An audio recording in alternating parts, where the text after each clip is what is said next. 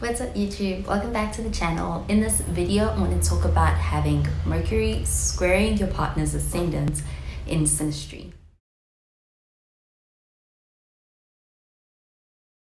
With this placement between the ascendant person and the Mercury person, what can really stand out is the interactions and the communication between two people. Mercury is really all about very much intellect and processing information, and of course talking.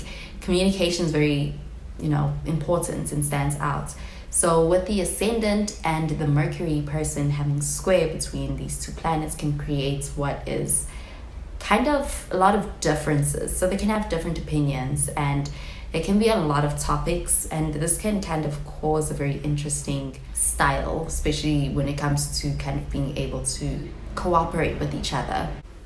Their personalities can kind of really complement each other, and they can have a very strong mental connection with this, but at the same time they can also have a lot of different opinions on a lot of different topics. And with this square between the two, they will kind of let it be known. And for the ascendant person can feel like the Mercury person is kind of critical of their image, their personalities, and can feel as though it's kind of confusing to the ascendant person. The Mercury person may want to be able to go at the relationship from a place that's more analytical, and they want to intellectualize things that the ascendant person might feel like are more naturally kind of approached from a more of a gut instinct or intuitive place. And so they can have clashing ideas about kind of making those kind of decisions within their relationship, their partnership. And the ascendant person can sense that the Mercury person is unsure, or they are kind of indecisive or apprehensive about things with the relationship and moving things to the next level. And this can actually be something that can be kind of contagious, and like the ascendant person can also end up feeling like there's a sense of being unsure this relationship, and can confuse them in that way. And at the same time, the Mercury person might feel like the ascendant person's action-oriented approach can be kind of impulsive, and so they can have that difference. And the ascendant person's action-oriented nature and the Mercury person's over-rationalizing nature can kind of clash. The Mercury person can come across like they're not coming from an emotional place, because Mercury is not necessarily very emotional, and there can be some difficulty with coming to be able to cooperate from coming from these two different places, and not allowing things to really just become flighty.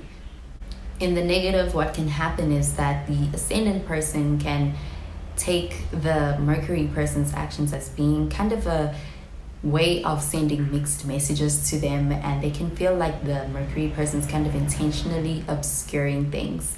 And the ascendant person can feel like, in the worst case, like the Mercury person's kind of gaslighting them, but the Mercury person is really just kind of being in a place where they want to be able to make sure that they are, making things make sense for themselves, to come to a logical conclusion, and they kind of intellectualizing things that really are more so rather better off being felt.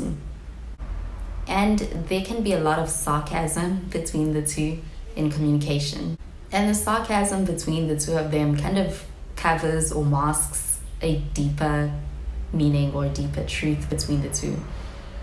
But in an example between the Mercury person and the ascendant person working together with this square, is that the Mercury person may want to kind of approach whatever project they're working on from that place of being able to analyze information, to kind of sift out the facts and come to a logical conclusion and rationalize it in that way.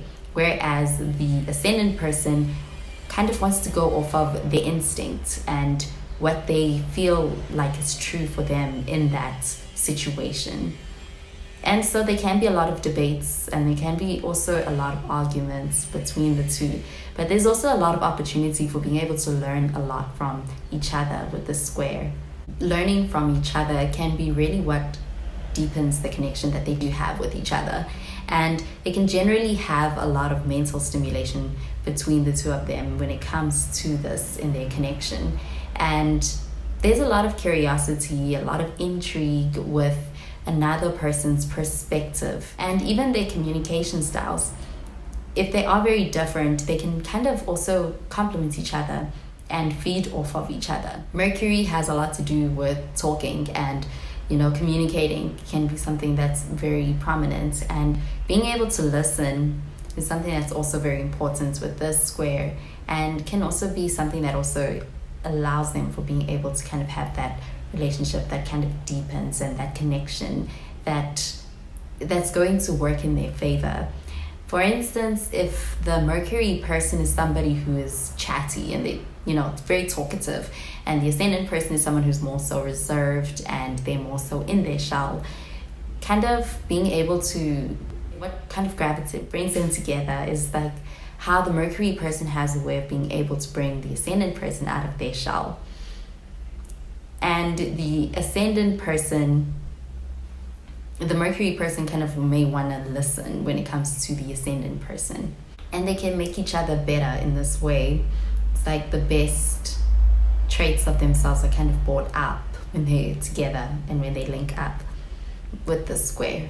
Well, that does it for this video on having your Mercury square your partner's Ascendant in SYNASTRY.